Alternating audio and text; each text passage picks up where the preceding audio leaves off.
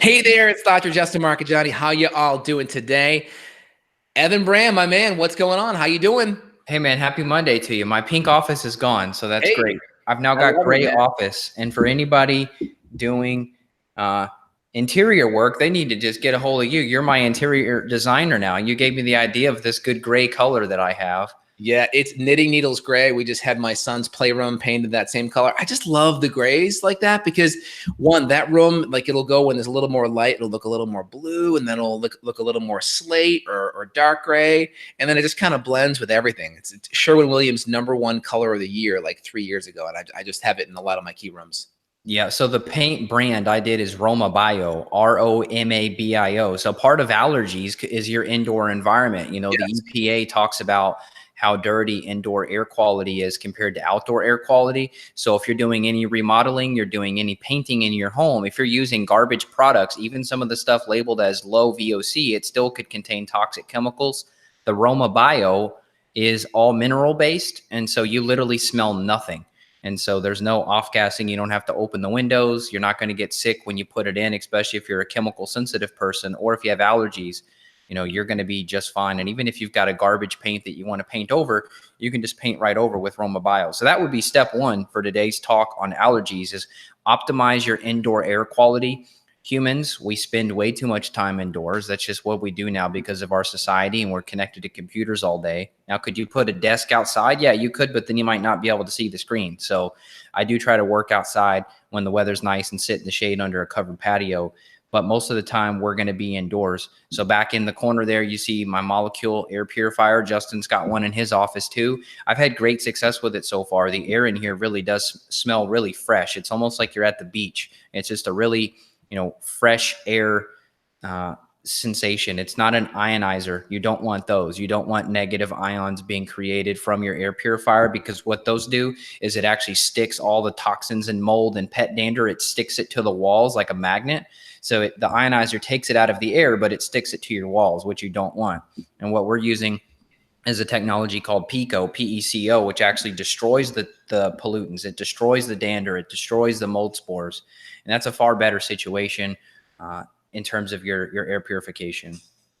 100%. So air is really important. So today's podcast is on allergies, as we alluded to. So allergies are going to be an issue when your immune system is hyper responsive. Okay. Now, one of the big things that's going to make your immune system more hyper responsive is going to be stress in your stress bucket, or in allergy terminology, we'll call it antigens. Antigens are like foreign outside compounds. So anything that's going to drive up inflammation, whether it's foods like gluten or dairy or sugar or aspartame or MSG or grains, these foods, they just have more inflammation. Inflammation is going to drive prostaglandins, right? These are eicosanoid type of almost like hormone like compounds that can increase things like prostaglandin E2, which is more inflammatory, right? It's going to create more histamine. It's going to create more swelling and vasodilation. It's going to create more congestions. And of course, a lot of these foods also are very mucus forming too. So we have mucus, we have congestion, we have stagnant lymph, and we're adding all these inflammations from our food. And then also stress will do it, because cortisol is going to be a stress hormone. It's an anti-inflammatory hormone, but it's very catabolic. So it's going to break tissue down. It's going to cause constriction. It's going to create adrenaline, which is going to cause constriction. It's going to decrease blood flow in a lot of ways too. And it's going to decrease your sex hormones, which is your ability to heal, repair, recover, and be anabolic. So we look at everything, from a functional medicine perspective. We're looking at our stress bucket, and we're doing a really good history evaluating food stress, emotional stress, exercise, too much, too little, infections.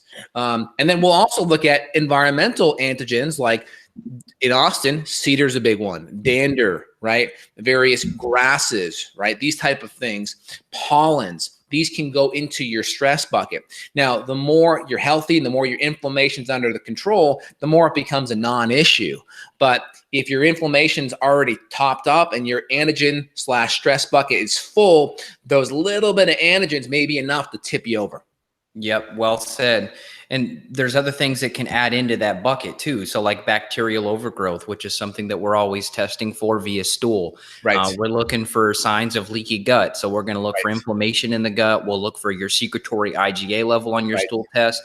We could even see like some microscopic bleeding. There's a marker called occult blood that we look at, and that could be related to major inflammatory issues or even some type of autoimmune gut condition. So if you're looking at this and then you combine the diet, if someone is eating a high histamine diet, this is going to be like alcohol, your wine, your beer, a lot of fermented foods people go crazy with now, like sauerkraut and soy sauce and kombucha. Those are all going to be higher histamine. Cured meat. So a lot of people doing bacon in the paleo community, that's cool. But if it's cured, those cured meats could be a problem.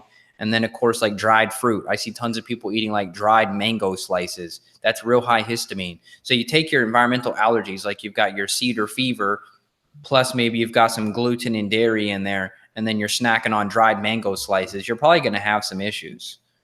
Exactly. So we always want to look at what's the root underlying issue. We have a hypersensitive immune system. We do a really good audit as a functional medicine doc to figure out all the foods that could be driving it. Okay. I see a significant reduction in allergies when we just get the inflammatory foods out. Dairy is a big mucus one. Grains are a big one. And then also the hidden inflammation, like in the sauces and those kind of things. Now, once we kind of have that looked at and supported, getting the hormones and the cortisol under control is huge, because the more our cortisol is increased, that can affect our immune system, right? Typically, that can create a hyper-responsive immune system and even a decreased immune response. But typically with allergies, we're seeing a higher immune response, especially the Th2 part of the immune system. That's like we have our Th1 part of our immune system. That's our cytotoxic immune system. That's our natural killer cells, our helper cells. Think of that as the special forces of our immune system, right? It's the Navy SEALs, it's the Delta Force, it's the Army Rangers. It's the first line of defense and attack. Then we have Th2 part of our immune system. That's like our humoral or our antibody-based immune response. And these are like the infantry that comes in like a week later.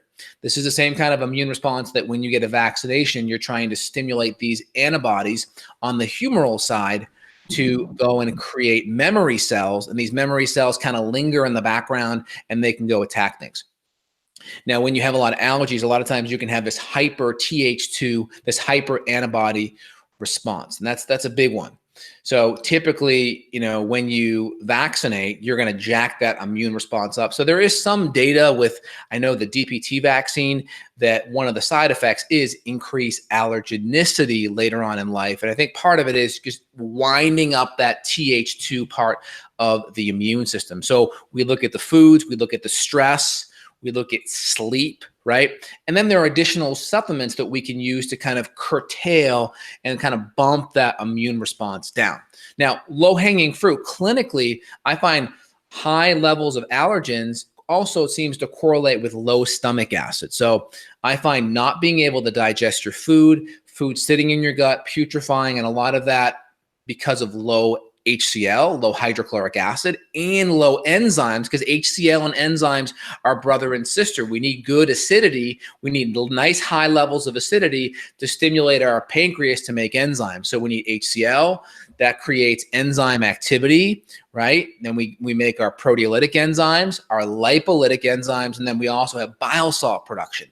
And our bile does pull out a lot of junk too. So we need good bile to bind up a lot of that crap that may be from our environment too. So we have HCl, enzymes, proteolytic, protein digesting, lipolytic, fat digesting, and then our bile salts, which helps with fat as well, and does have other junk in there that we want to release out our stool. Yeah, it makes sense. Well, people say, oh, when I was younger, I didn't have allergies, but now that I hit age 40 or age 50 or age 60, I have allergies. We know that as you age, you make less and less stomach acid every year.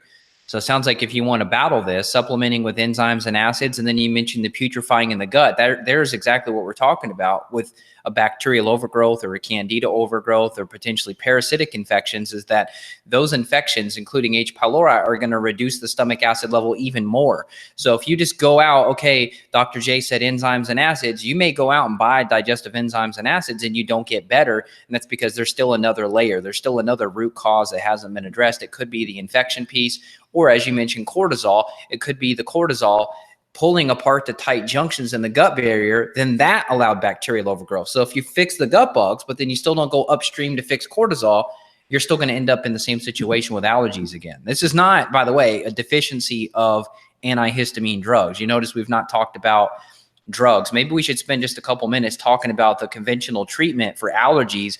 You know, what the ENT doctor is going to do for you in this situation. Oh, doc, I have allergies. The things they have to offer are, they're not root cause. Yeah, let's just go over one more thing before we dive into the pharmaceutical option. I think you can learn a lot when we contrast nutritional functional medicine options for allergies, and then we can contrast it on the conventional allopathic medicine.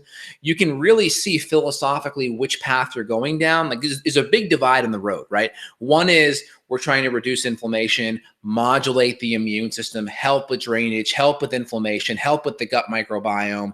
And then the other is, hey, let's give antihistamines, let's give corticosteroids, right? Let's give things that are going to suppress the immune system versus support, heal, nourish, and drain out. Does that make sense? Absolutely. Yeah, the decongestants, those things too.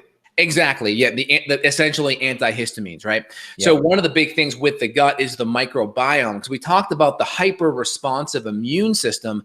Probiotics have a huge effect at modulating the immune system.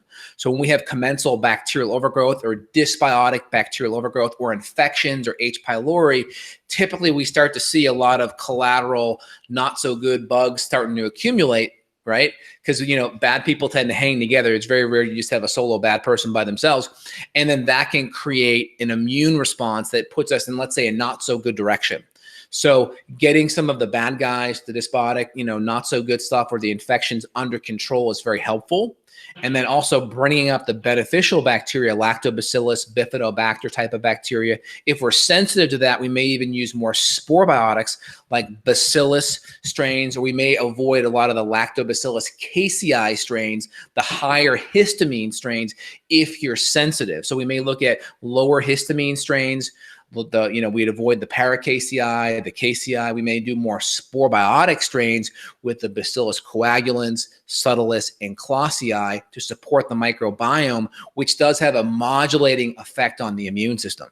I've seen some of the lower histamine probiotics on the market. I think it's usually unnecessary to have to do something that specific if you just fix the gut. I've rarely had somebody have a problem with you and I. I mean, we use professional healthcare companies to manufacture our products. And so the quality is so insanely high. It's very rare, maybe like 1 out of 100 or 1 out of several hundred clients who can't tolerate our normal high dose regular probiotic. And that's because we usually have fixed before we come in and fertilize and add all these probiotics. You and I have already tested and we've already identified and fixed any infections that would potentially be releasing histamine. You know, these different bacteria could be releasing toxins that are sort of shooting at the immune system.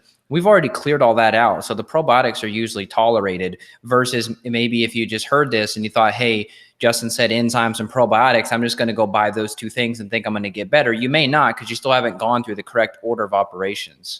Correct. So I would say maybe 1 to 5% of my more inflammatory, a lot of inflammation, a lot of immune dysregulation patients fall into that category, number one. But like what you said, I do find a lot of people that really are reacting to probiotics.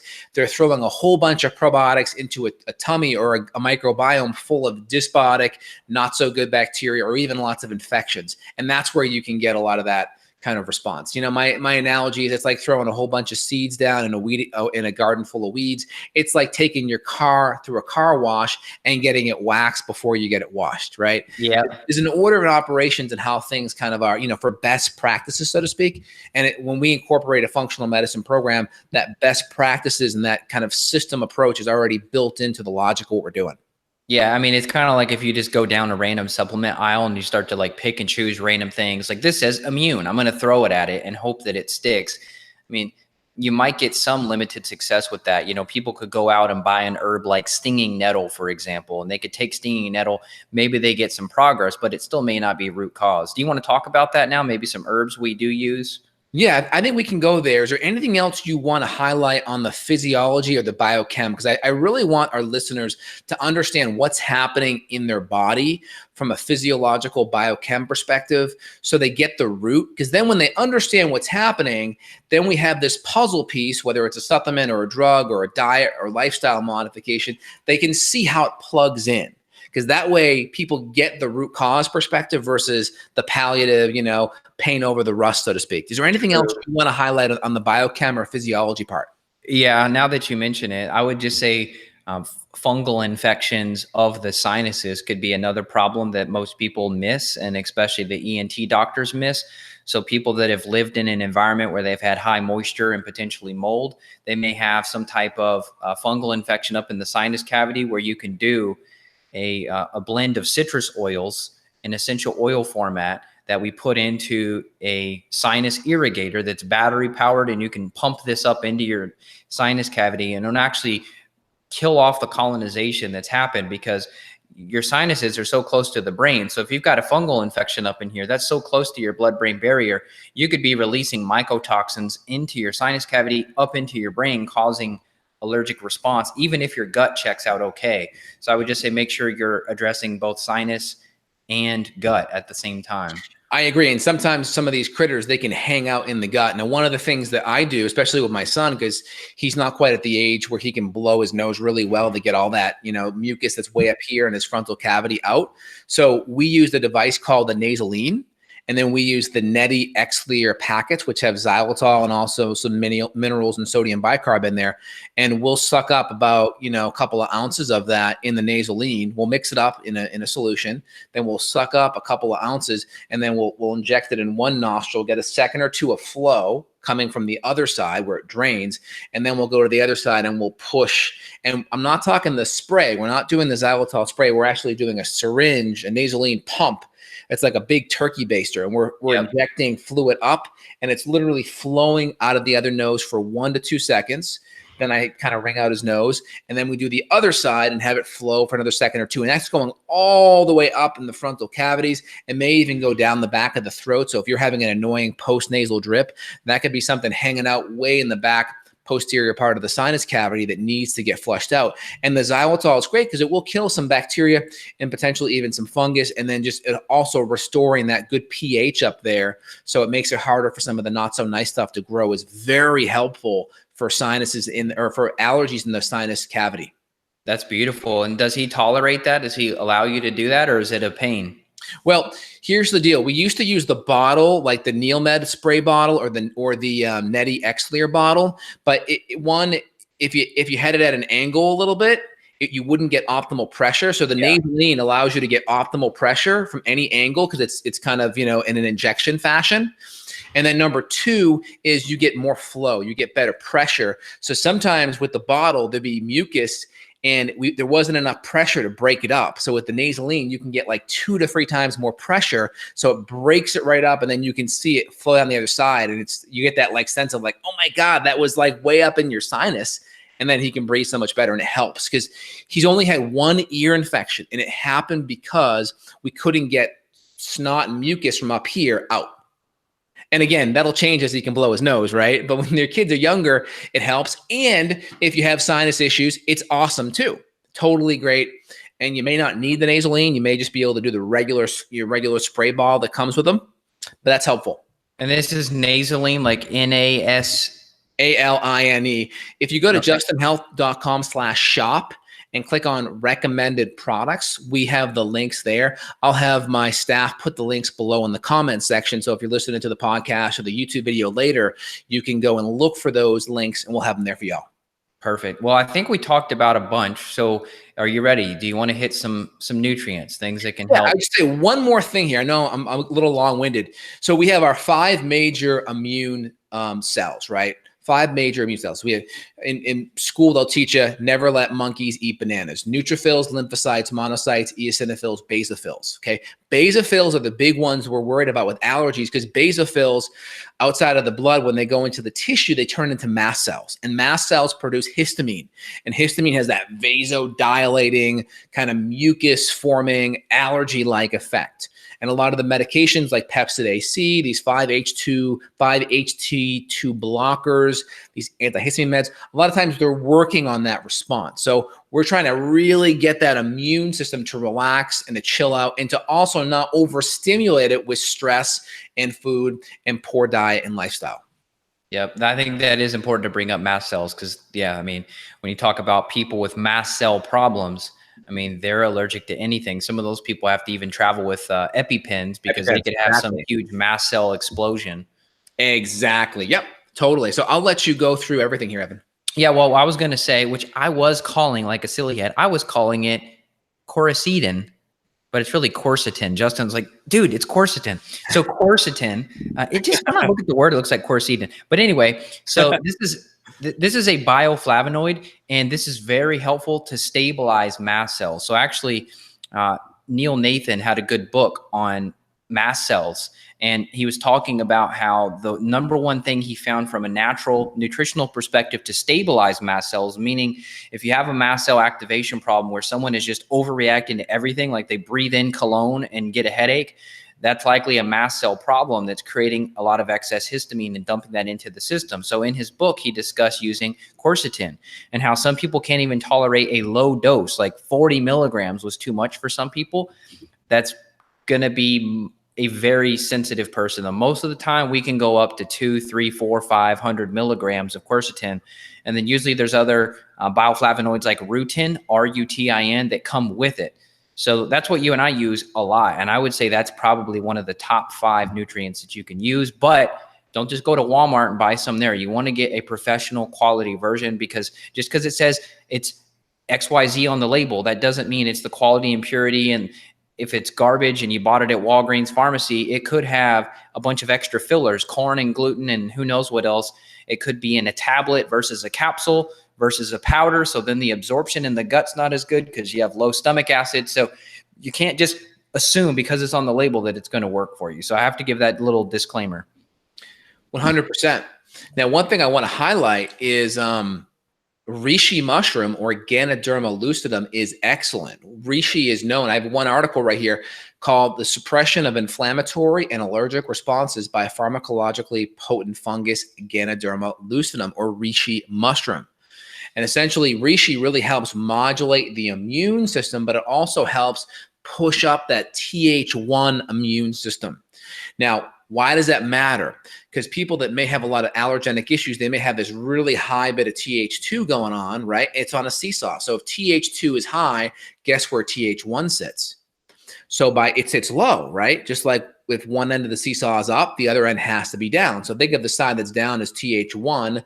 Think of the, which is the side that reishi supports, and think of the allergenic side as over here on the Th2. So if you bump up this Th1, guess what you're doing to that Th2 allergenic immune response? You can kind of bring it back into benefit. Yeah, good call on the, I call it reishi. Maybe you call it reishi. Wow, we got, so we're pronouncing quercetin differently and reishi differently. I love it, man. It's one of my favorites, though. I love it. I mean, I take it almost every day. There's a couple different adrenal supplements I take that does have mushrooms in it. So I'm a huge fan. And there has been, I mean, they call it the mushroom of immortality. So, I mean, this is something been used in Chinese medicine for thousands of years before Americans picked up on it. Exactly. So let me just read you part of the abstract here. They talk about here, a number of herbal drugs have been identified in the past that can target inflammatory cytokines. Among these, Ganoderma lucidum, aka reishi, a powerful medicinal mushroom, has been found to possess immune modulating and immune potentiating capabilities, and has been characterized as a wonder herb. And this article right here, we'll put the link here below, is this review will focus on the molecular mechanism and the inflammatory and anti-allergenic reaction this mushroom has, especially with Allergy. So we'll put the link below. You're not going to see the whole thing because a lot of these things are stuck behind paywalls, but it just, I'm just putting it out there because I want people to know there's a lot of research on some of these compounds and how they can help modulate the immune response. Now, I haven't read the whole article because it's behind a paywall, but I'm going to guess part of that mechanism and how it's helping allergies is through that TH1, TH2 seesaw analogy I just gave y'all. Yeah, I would say the same thing with astragalus. I love astragalus. I take it this time of the year. We've already started to see a couple of ticks on our dogs, so we're back into tick season already. And if you do get bit, supposedly if you get bit by a tick and you have astragalus in your system, that may help to prevent the transmission of the Borrelia burgdorferi that causes Lyme disease. So I basically stay on astragalus starting in the spring throughout the rest of the year. But I think that would be a good TH1, TH2 balancer as well for allergy season. Exactly. So we want to make sure we draw a line here, right? The line is these herbs and nutrients can be used palliatively in the same category that the drugs are, right? But if we're actually fixing the root underlying issues that may create the environment for allergies to form, like pet danders in the house, mold in the house, poor diet, inflammation, low, not enough stomach acid, poor adrenals. If we don't fix that, then these issues may not have a root cause supporting benefit. So we draw the line. These are nutrients, but they can still be used palliatively as well as to support the root cause. So our goal is to always support the root cause by addressing these issues we already highlighted, but they can also be used without addressing the root cause as well. But they're always way more effective and synergistic when we're fixing the diet, the lifestyle stress that are causing everything to dysfunction to begin with. So I like to draw that line because most people, they use allergy medications today without any focus on the root cause. We always want to delineate and draw that clear line for y'all. Yeah, I was pulling up a study here that was talking about prenatal, perinatal, and childhood vitamin D exposure and their association with childhood allergies. And basically, this study discusses they were measuring vitamin D levels through different ages of kids. And the lower the vitamin D level throughout pregnancy or through childhood increases risk of allergies later on. So long story short, if you're a pregnant mom listening, make sure your vitamin D levels are up, preferably like 60 to 80. We like to see it. It's typically in the US, it's going to be NG over DL. That's going to be the unit. But if you look at your reference range, you want to be on the higher end of your reference range with vitamin D. That's an easy one to fix. 100%. Yep. So let's go to the list here. We mentioned vitamin D and how that modulates the immune system. We talked about medicinal mushrooms, Ganoderma lucidum, or reishi is our favorite. Or if we're Evan, where it's, how do you say it? I say reishi. Reishi, potato. Probiotics. Quercetin's excellent, especially with a lot of the bioflavonoids. I think you mentioned the histidine and the rutin.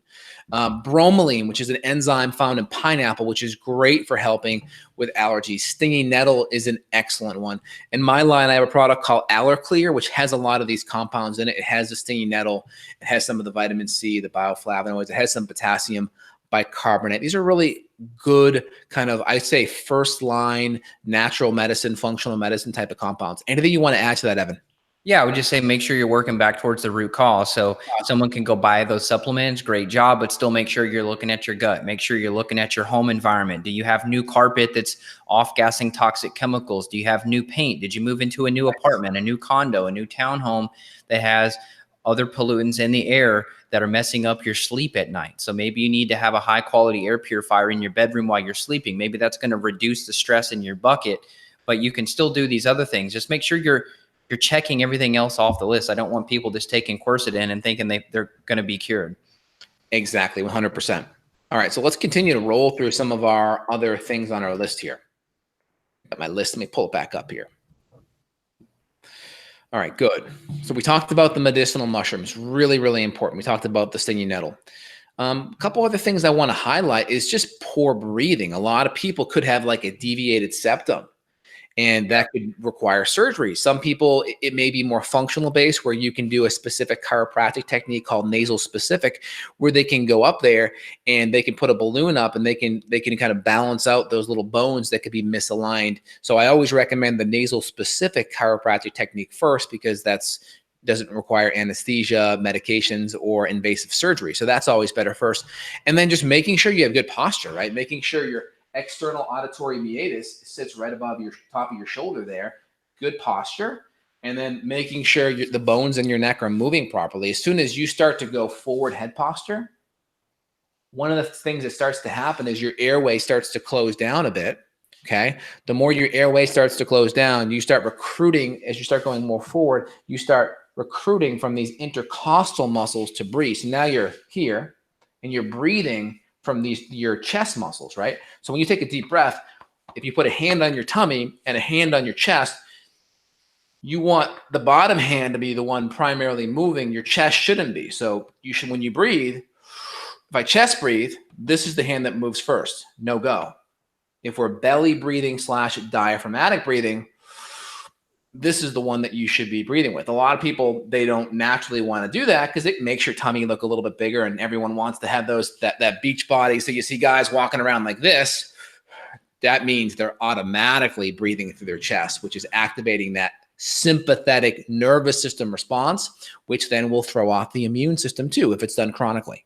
Yeah, for people who are listening on audio, they didn't see Justin. He was showing the kind of the turtle head, basically, when you're standing. And if everybody's looking down at their smartphone these days, everybody has that kind of turtle head lunge forward, kind of down and forward. He was saying that's going to be recruiting some of those muscles there in the front of your neck. And then he was kind of hunched over at the same time at his shoulder. So he was showing what you want is you want to be basically your head, you want on top of your shoulders. You don't want your head in front of your shoulders. He's saying that's what's leading to the more chest breathing and not the belly breathing. So that's important. I mean, I noticed just watching my daughter that, you know, young children, they're naturally belly breathers. And as we age and become stressed, we become chest breathers. And chest breathing causes anxiety. You don't want to be a chest breather. If you look at somebody having a panic attack, they're not breathing in their belly. They're breathing in their chest. Yeah. I think a lot of people, number one, they don't want to look like they're 5 or 6 months pregnant. Because if you really do a deep belly breath, you know, basically all your organs, all your intestines are going down as your diaphragm's pushing out. And so it makes you look a little bit bigger in the tummy, but it's just, you know, it's just your body trying to get a good diaphragmatic breath, and it's just moving those organs around. That's all. Yeah. Who cares? You got to, if you still care what people think, then you got to get over that first. Absolutely. All right. Anything else you want to add on the breathing postural side? I think you did good. Okay, cool. Now we already talked about, you know, what these various things could be, right? Pollen, danders, animal dust, mites, right? Things in your fur, right? These kind of things, you know, it could be topical things like latex or even gluten or anaphylactic things like peanuts, of course, right? And a good air filter will help with some of these ones that are more environmentally based. And, you know, I have one, justinhealth.com/air. There's a good one there that I like. There's 2 or 3 brands that I like as well. If you go to justinhealth.com/shop, you'll see a couple of the ones that I like and that I personally have. I have all 3 in my house. I know Evan talked about the, what was the one that you have, Evan? The molecule. And I have the molecule as well. Molecule, I think, is great. One thing I like about the molecule, it just looks nice, doesn't it? It does look good. Yeah. I don't know if you have a coupon code. Do you have a coupon for people? Because if you don't, I do. Good. Why don't you put let's do this. If you're listening here, Evan will put all the links and stuff below if you're listening to his, and then vice versa for mine. So we'll put that in the show notes here too. Okay, we can save you a little money. Air purifiers are not the cheapest thing in the world, but they are priceless. I mean, it's one thing that I would not live in a house, no matter how clean the building materials, I would not live in a house without air purification because 100%. It's too important, especially if you got young kids like Justin and I do. Yep. Super important. So now we talked about some of the, you know, the causes there. We talked about the biochemistry and the physiology. We talked about some of the conventional things, right? It's going to be potential antibiotics. It's going to be antihistamines. It's going to be immune suppressants. It could even be corticosteroids or even prednisone if it's really high. It could even be to that degree. Yeah. Your ENT is not going to discuss gluten. They're likely not going to discuss dairy. I'm sure there's some out there that may, but they're probably few and far between. I'm guessing the guy right down the street is probably not going to say that to you. And It's unfortunate. Hopefully with podcasts like this, we can turn the tide around. And when you go into an ENT, the first thing they're going to say is, what's your diet? Do you eat dairy? How often do you eat grains? How much sleep do you have? Do you have brand new carpet that's off-gassing formaldehyde?